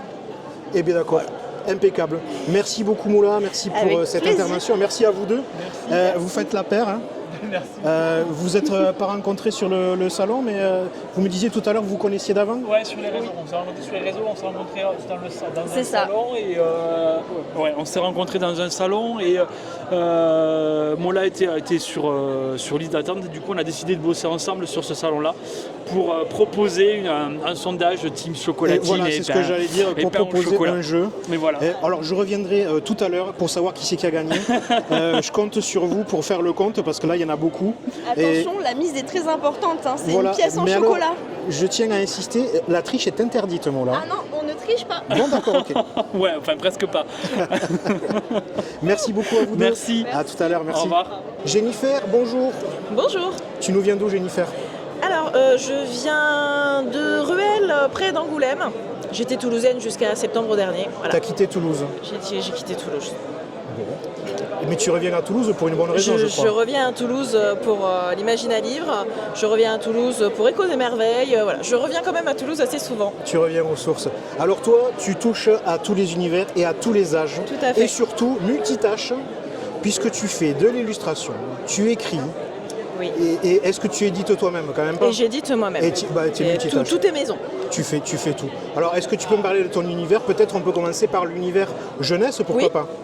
Je te laisse m'en parler. Du coup, sur les univers jeunesse, je vais commencer du plus petit, donc dès 3 ans jusqu'à l'ado. On va avoir donc des petits livres illustrés, donc entièrement par mes soins, qui sont des livres avec de la magie, avec de l'amitié, avec la famille. Et je vais avoir des romans jeunesse, donc des premières lectures, qui sont inspirés de la Halle des Machines, puisque donc on a le Minotaure, voilà, on connaît les machines. Voilà, le défilé du Minotaure dans les rues de Toulouse il y a quelques années, ça m'avait inspiré. C'était dingue. Voilà, c'était quelque chose et voilà, il a fallu que j'écrive quelque chose dessus. Ça t'a inspiré pour écrire Le Géant Cornu, c'est ce que je vois. Donc celui-là, orienté jeunesse, on est d'accord. Orienté jeunesse à partir de 6-8 ans. Première lecture, donc là on est vraiment sur du roman. Il y a une illustration à chaque chapitre. Mais voilà, c'est plus des livres où il y a beaucoup d'illustrations. Donc c'est pour les jeunes lecteurs. D'accord, et je vois juste en dessous de moi, là, c'est Mission Antarius. Tout à fait. On est dans l'espace, là, une aventure spatiale. On commence dans l'espace. Mission Antarius, il est sur Ulule actuellement. Normalement jusqu'à demain, sauf si j'arrive à jouer les prolongations, sauf que le bouton n'est pas encore activé sur Ulule, donc j'ai pas encore réussi à le faire. On va être sur un livre un peu intermédiaire entre ceux-là parce qu'on me le réclame beaucoup. Ça va être à partir de 7 ans et en fait on va être sur un roman d'une dizaine de chapitres, donc pas très gros, il va faire à peu près cette taille-là. Et il aura par contre beaucoup plus d'illustrations puisqu'on a des jeunes lecteurs qui ont envie de se lancer dans le roman mais qui ont encore un peu peur et qui ont encore besoin d'avoir pas mal d'illustrations en support. Voilà. On est sur du space opéra pour les enfants ou pas? On commence un peu en space opéra puisqu'on va être avec deux gamins dont les parents travaille sur une station spatiale. La mère est architecte pour des vaisseaux spatiaux et le père est ingénieur. Et en fait, on les envoie sur la planète Antarius, sur lesquels ils doivent tous les deux designer le plus gros vaisseau de la flotte. Donc ce sera le Titanic de l'espace qui n'a jamais été fait. Sauf qu'évidemment, ça ne se passe pas comme prévu. Ils ont une pieuvre astrale qui va les attaquer. Et les enfants se retrouvent séparés des parents. La capsule dans laquelle ils étaient est shootée par un tentacule et ils atterrissent sur la bonne planète, mais pas au bon endroit. Donc ils vont se retrouver à devoir passer, ils sont sur des îles volantes, un peu comme dans Avatar, et ils vont se retrouver à passer des portails façon Stargate qui doivent activer grâce à des énigmes. Et puis bon, ils vont faire plein de rencontres avant de retrouver leurs parents. On comprend bien les références, je te remercie. La partie maintenant pour les plus grands, dis-moi tout. Pour les plus grands, donc là j'ai 3 intégrales et un brochet. Tranquille, qui sont en fait 4 séries d'Urban Fantasy qui partagent le même univers. Elles se lisent de façon totalement indépendante. Elles peuvent se lire dans n'importe quel ordre parce qu'il n'y a pas spécialement de spoil de l'un à l'autre, mais il y a des clins d'œil, des petits personnages qui passent d'un livre à l'autre. Parce qu'on va commencer avec Les Voyageurs de la Nuit, où on va avoir pas mal d'inspiration, Buffy et autres livres, séries avec des créatures. On est avec Elewis qui est à demi-succube et qui pourchasse ce qu'ils appellent des voyageurs, donc qui contreviennent au pacte de non-agression avec les humains. Tout ça se passe à Toulouse. Ah, ça se passe à Toulouse. Toulouse. C'est de l'urban fantasy qui se passe on à est dans Toulouse. on a notre réalité Occitane, tu vois, on est dans notre réalité. Je n'avais pas vu, excuse-moi. Voilà. C'est les détails qui tuent. Notre Elewis, elle essaye en fait de rattraper ce mage. Sauf qu'il est aussi fuyant qu'une anguille et qu'elle n'y arrive pas et son patron va lui coller un bleu formé entre les pattes pour couronner le tout. Sauf que ce jeune homme va quand même arriver avec un regard un peu plus frais sur l'enquête et ça va débloquer le tout et surtout elle va se rendre compte qu'il y a un joli complot qui se trame derrière son dos. Oula. C'est en 2 tomes normalement, il existe aussi au format brochet et on a de la mythologie nordique qui vient se mêler à tout ça dans le 2e tome. Je suis très mythologie, j'adore la mythologie, donc il y en a dans à peu près tous mes romans. Et tu as réussi à lier tous ces univers. J'ai réussi à lier tout ça, c'est ça. Dans Sortilège et des astres en tout genre, on est sur une trilogie en mode on pose le cerveau, on lit entre 2 pavés, c'est de l'humour. On est avec Jo qui est une sorcière ultra maladroite, très poissarde et qui se retrouve avec un beau matin un chat qui squatte sur sa terrasse. Sauf que Jo est allergique au chat et elle n'a pas le droit au chat dans sa résidence. Et le chat lui saute à la figure, donc ça commence assez mal entre eux, sauf que Jo, elle a des visions et elle va se rendre compte qu'il faut qu'elle aide ce maudit Matou. Et notre maudit Matou, il a le culte de Bastet aux fesses, donc là on est sur de la mythologie égyptienne. Dis-moi, tu vas chercher des inspirations diverses et dans le monde entier. Mais alors moi j'adore la mythologie. J'ai de la mythologie égyptienne, j'ai de la mythologie grecque, j'ai de la mythologie indienne dans celui-ci. Alors, je vois que voilà. tu manques pas d'ouvrages. Je ne manque pas d'ouvrages. Tu en as écrit combien, Jennifer? Tu les as pas comptés peut-être? Je suis actuellement à mon 21e. Alors après là ça fait beaucoup aussi parce qu'il y a plusieurs formats. J'ai des romans qui sont disponibles en brochet, en relié et en poche. Parce que du coup j'essaie de toucher un peu à tout parce que le poche c'est ce que je voulais faire dès le départ sauf qu'en auto-édition c'est un peu compliqué parce que le coût d'un poche à l'impression est quasiment le même que le coût d'un brochet. Ah oui. Et le problème c'est que pour s'y retrouver, la marge étant pas la même, c'est très difficile de faire du poche. Du coup, tu as décidé aussi de faire toi-même tes illustrations. Je fais moi-même mes illustrations. On peut jeter un œil peut-être? Allez, on passe juste à côté. Donc qu'est-ce que je vois là en face de moi? Alors là, tu as Hécate qui fait notamment partie de Par-delà les ténèbres, donc sur cette page-là. De l'autre côté, c'est un personnage qui est venu comme ça, c'était pendant un Inktober. Voilà, j'avais fait un Inktober avec des créatures, donc on était plutôt sur une nécromancienne. Et là, je vois un peu, je sais pas pourquoi, et j'ai l'impression de le connaître, ce personnage. Un petit chasseur. Alors, on me dit souvent qu'il ressemble à un Pokémon. Ah, ben voilà, écoute. Voilà, n'ayant jamais accroché à Pokémon, ben alors, je moi suis non désolée. plus, par contre, mais du coup, voilà, on me dit souvent, les enfants me disent souvent, mais on dirait un Pokémon. Voilà, donc moi j'étais partie sur un chasseur voilà, qu'on retrouve en fait dans un de mes petits jeunesses. Écoute, tu as créé un nouveau Pokémon, ça va plaire à beaucoup. Je vais pas donner de nom, j'aurais peut-être dû. Eh ben oui, écoute, c'est le moment de le faire. Voilà. Peut-être tu peux lui donner le nom, l'imaginaire, le nom du salon. Tout à fait. Jennifer, c'est super. Écoute, tu as un monde qui est vraiment vaste, qui a l'air d'être bien détaillé. Merci. C'est super. Est-ce que tu as un message à ajouter, quelque chose que tu voudrais dire? Quelque chose que je voulais dire aux gens. Lisez, c'est bien. C'est une bonne chose. C'est un message qui revient souvent. Bah oui. Je te remercie beaucoup, Jennifer. J'espère que ce salon, ça fait la 4e fois que tu troisième fois 4 ou 5, je sais plus. Ça fait un moment que je viens. 4 ou 5, donc tu es une habituée. Oui, tout à fait. Ben, merci de venir, merci d'enrichir ce salon. Merci à toi. Et puis je te souhaite une bonne continuation. Merci. Merci, à Jennifer. Toi aussi. Au revoir. Phil, bonjour. Tu nous viens d'où? Bonjour, je viens de Castanet, donc pas très loin de Toulouse. En effet, c'est pas très loin. Tu es donc un local. Je joue local aujourd'hui. Et avec toi, on va parler de dystopie, mais dystopie pour la jeunesse. Oui, tout à fait. J'ai écrit une dystopie. Je me suis aidé avec mon fils qui est TDAH. Donc j'ai voulu l'aider à s'orienter vers la lecture rapide, avec un univers fantastique où il pourrait prendre du plaisir sans se dire que la lecture est trop longue. D'accord. Donc je l'ai entraîné dans une dystopie où il m'a demandé, il m'a dit papa, je veux du fantastique, je veux des images, je veux de l'écriture espacée. Et alors on va où dans cette dystopie? Dans cette dystopie, en fait, on est parti sur les mondes ont disparu, le pays a disparu, sont remplacés par des zones. Plus la zone est élevée, plus le numéro de la zone est élevé, plus la population vit dans la misère. Et donc mes personnages vont quitter une zone, la zone 90, pour essayer d'embarquer dans un bateau et pour essayer de trouver une nouvelle zone où il y aurait une vie meilleure. D'accord. Et on sait qu'est-ce qui s'est passé? Pourquoi on a été distribué en plusieurs zones? C'était en fait ce qui s'est passé, c'est que les dirigeants de l'ancien monde sont partis sur une écologie punitive et voilà, où les gens se sont retrouvés affamés, sans ressources, et donc il y a eu des guerres et des familles qui sont déclarées, qui a fait que tout le monde, que tous les gouvernements se sont effondrés. D'accord, on ne spoile pas, là, tu me rassures. Non, on ne spoile pas du tout. Et les zones ont été créées pour essayer de combler ce manque de gouvernement. Et hélas, la création n'a pas eu les effets voulus. Et les numéros ont bien indiqué que c'était encore plus pauvre qu'avant, certaines zones. D'accord. Et tu écris aussi donc pour les un peu plus grands? Oui, j'écris pour un peu plus grand. Et là, on part donc sur du fantastique, c'est ça, tu m'as dit? Tout à fait, on part sur du fantastique. J'aime beaucoup Stephen King, donc j'ai essayé de m'inspirer de lui. Donc on part sur du fantastique thriller, vraiment donc surnaturel, paranormal.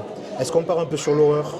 Non, j'ai pas le talent. Tu as le côté soft de Stephen King, c'est ça? Voilà, j'avais pas le talent de Stephen King. C'est pour ça que je suis parti sur des couleurs assez sombres. On va dire que c'est un univers sombre, sans non plus partir dans les tortures et les images que Stephen King, même avec sa plume, est capable de nous faire rentrer en tête. D'accord. Voilà. Alors parle-nous un peu plus de Émissaire. Alors ça parle de quoi? Émissaire, c'est quelque chose que j'ai écrit, une nouvelle quand j'avais 17-18 ans. Ah oui. Et pendant le confinement, comme beaucoup de monde, en fait, j'ai ressorti cette nouvelle et je l'ai développée, je l'ai écrite pour en faire un petit livre sorti en 2022. Je dis un petit livre parce qu'il y a 150 pages. D'accord. Et j'étais très surpris, il a été très bien reçu. On m'a demandé une suite. Mais pour ne pas faire une suite comme tout le monde, je me suis projeté 20 ans plus tard, ce qui permet aux gens de ne pas avoir besoin de lire le 1 pour pouvoir lire le 2. D'accord. Est-ce que tu peux qui est le héros dans Émissaire? Dans Émissaire, le héros, c'est un homme qui s'appelle Adrien, qui va rencontrer une femme errante en forêt. Et cette femme, il va se rendre compte au fur et à mesure de l'attirance qu'il a pour elle, qu'il y a des événements surnaturels et paranormaux qui vont se dérouler autour, qui font que la population va commencer à être de plus en plus en colère et avoir beaucoup de haine envers cette femme. Donc tout au long, ça va monter crescendo. Et le héros va vouloir comprendre pourquoi ça arrive et surtout comment réussir à faire vivre cet amour qui est mis à mal par toute cette violence autour d'eux. D'accord, donc bon, on ne sait pas pourquoi elle est perçue aussi méchamment, pourquoi tous les gens lui en veulent. Voilà, c'est au fur et à mesure qu'on va découvrir dans le livre, il y a des indices et des personnes qui vont dire une sorte de dénonciation, qui vont dire que cette femme est méchante. Et la vindicte populaire fait que tout le monde va croire. D'accord. Donc c'est aussi un pamphlet contre les oui-dire qu'on peut avoir actuellement en disant monsieur est méchant, donc tout le monde croit que monsieur est méchant. Et c'est plutôt à la mode en ce moment, surtout sur les réseaux sociaux. C'est bizarre. Phil, je te remercie de nous avoir parlé de ton univers. Je fais un dernier petit tour de table. Voilà. En attendant, est-ce que tu as un message à faire passer aux gens? Je pose la question à tout le monde. Le message, c'est tout simplement, prenez du plaisir dans la lecture, quelle que soit votre lecture. Je suis sur du fantastique, mais si vous aimez lire du feel good ou même du développement personnel, lisez parce que la lecture, c'est vraiment peut-être une des rares choses où encore on n'a pas de fake news actuellement. Et puis surtout, il y en a pour tous les goûts. Voilà. Merci beaucoup, Phil. Merci à toi. Je te souhaite un bon salon et merci d'avoir répondu à ces quelques questions. Merci. Mathieu, bonjour. Bonjour. Qu'est-ce que tu fais à Toulouse? Je vis à Toulouse. Tu vis à Toulouse? Et je suis éditeur. Et tu es éditeur? Pour une petite maison d'édition qui s'appelle le Luftunger Club. Juste ici, vous le voyez. Hop. D'accord. Le nom est relativement horrible, c'est voulu. Donc tu représentes une maison d'édition et là, ce que vous présentez aujourd'hui au salon, c'est un recueil de nouvelles. Absolument. Qui a été fait avec un appel de texte. C'est ça. Donc combien y a-t-il de nouvelles à l'intérieur? On a entre 10 et 12. Celui-ci en particulier a 12 nouvelles. 12 nouvelles. Et donc on est sur le thème de la révolte. Absolument. On a sorti l'appel à texte il y a un peu plus d'1 an. C'était la période où, bon, les gens ne sont toujours pas contents aujourd'hui, mais à l'époque c'était vraiment pas content du tout. Je me demande si c'est pas pire aujourd'hui. Et c'est peut-être même pire aujourd'hui. Ouais. À l'époque on a vraiment senti quelque chose qui montait, donc on s'était dit on va demander aux auteurs francophones, vous n'êtes pas contents comme nous, dites-nous comment vous n'êtes pas contents. D'accord. Et tout cela sur le thème de la fantasy, complètement. Du surnaturel. On est spécialisé dans les genres de l'imaginaire. Les règles étaient libres. Nos seules règles, on s'inscrit plutôt dans les genres de l'imaginaire, donc science-fiction, fantasy, etc. Et il fallait que le texte soit compris entre 5000 et 50 000 signes. 50 000 signes, ce qui fait 3 à 25 pages Word à peu près. D'accord, ok. Et donc, vous avez recueilli, je suppose, beaucoup de demandes. 255. Ça fait beaucoup, en effet. Et comment on fait pour sélectionner seulement quelques textes? Alors, on a la chance d'être plusieurs dans l'équipe. Ce qu'on fait, c'est qu'on lit tous l'intégralité. On choisit pour la veille de la sélection, on a tous 15 textes, en sachant qu'on en sélectionnera moins. Et on commence par élimination, c'est-à-dire les textes qui sont validés par tout le monde rentrent d'office. Ensuite, on débat beaucoup. D'accord. Beaucoup. J'imagine. Et après, on essaye de trouver une fois qu'on a une base de 7-8 textes, les dernières places, on va choisir les textes qui vont au plus compléter notre sélection. Parce qu'on cherche à avoir des textes qui sont tous très différents, quitte à avoir plein d'histoires, autant qu'elles n'aient rien à voir les unes avec les autres.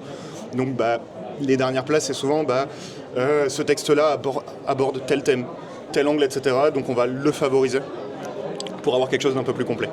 D'accord. Et combien de temps il faut pour arriver à sortir un livre comme ça avec tous ces textes, toutes ces nouvelles? À l'heure d'aujourd'hui, on est sur une sortie par an.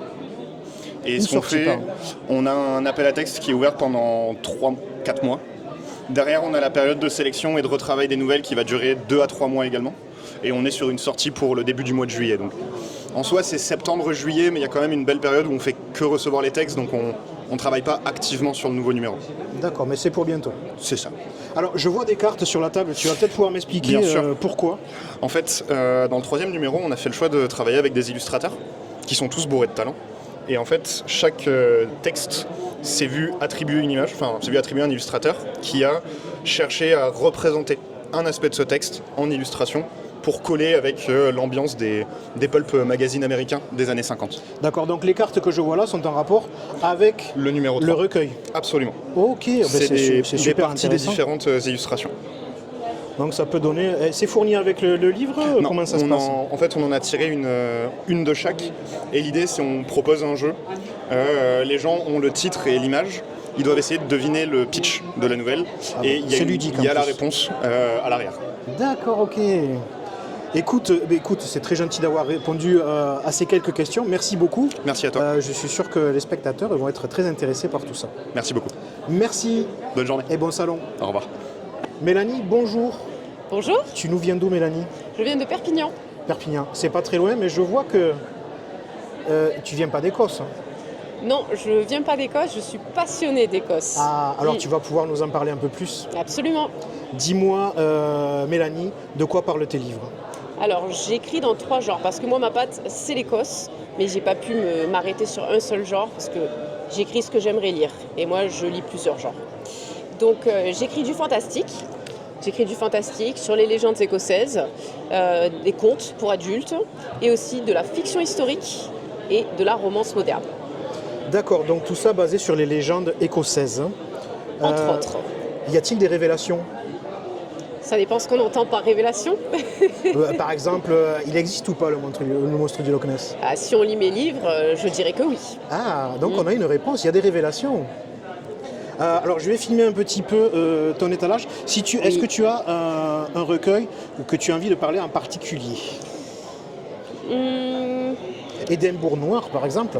Allez, avec plaisir. Donc celui-ci ne parle pas de légende, mais c'est une fiction historique inspirée d'une histoire vraie. Voilà, sur un médecin de la peste qui a réellement existé et qui avait été convoqué par le roi pour endiguer l'épidémie de peste, mais aussi qui a été pris dans des complots monarchiques et religieux. Voilà, on lui avait promis une grosse somme d'argent s'il arrivait à endiguer l'épidémie, et voilà, finalement, on ne voulait plus le payer à la fin de son travail. Donc je me suis inspirée de son histoire, et ensuite je l'ai romancé pour creuser mon univers. Mais voilà, c'est une belle histoire qui peut surprendre, parce que c'est assez sombre. On se dit toujours la peste, mais quand on lit, c'est souvent l'effet bonne surprise. D'accord, donc un roman historique que tu as romancé à ta sauce. C'est ça, c'est ça. Super, Mélanie. Est-ce qu'il y a autre chose? Alors, on parle de légendes écossaises. Oui. Moi, ça m'inspire beaucoup. C'est un pays qui est cher à mon cœur parce que j'ai visité 2 fois. Et donc, lequel de tes bouquins parle des légendes écossaises? Montre-le-moi. On en a techniquement... Alors, j'ai une saga fantastique qui se décline en tomes individuels qu'on a là. Voilà, 5 tomes. Et ça, c'est la version intégrale juste à côté. Voilà. Donc, pour ceux qui ne veulent pas avoir la frustration de « on arrive à la fin, je veux absolument savoir la suite », il faut partir sur l'intégrale. D'accord, donc on conseille celui-là. Voilà, exactement. Et ensuite, dans un second temps, j'ai le conte pour adultes qui aborde la légende du Wolver, donc l'homme, mi-homme, mi-loup, voilà, qu'on connaît, qui a avec le visage de loup et le corps d'homme. Donc une créature légendaire supposée très solitaire. Voilà. D'accord, et bien donc avec Mélanie, on va voyager dans les créatures légendaires de l'Écosse, mais aussi dans son histoire la plus sombre. Tout à fait. Merci beaucoup, Mélanie. Merci beaucoup à toi.